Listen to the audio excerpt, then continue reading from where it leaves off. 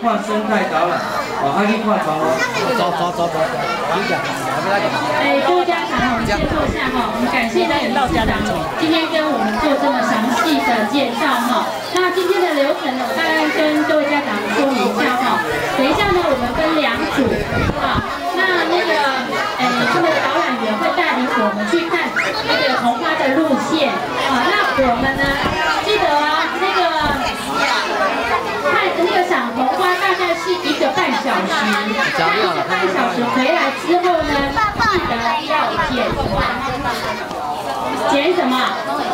对。然后呢，我问一下小朋友有没有带书袋？好，有，我跟你讲哈。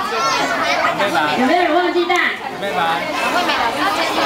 因为那个塑胶袋是要剪桐花，那1个半小时回来之后呢，我们呢就跟着我们的老师，好，跟着我们的老师呢到那个地方，它这个地方是那个小学堂，或者是那个外面的广场都可以。那我们串完桐花之后呢，可以怎么样？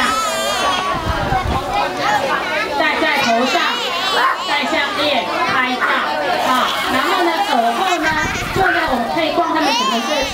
然后呢，他们的小吃呢，我们可以吃口口哈。好，那现在呢，我们要分2组嘛。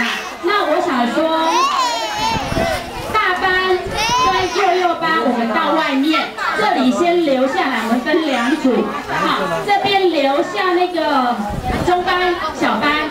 好，我们的老师，中班的老师、小班的老师请到这边，大班的老师跟幼班的老师，我们到外面。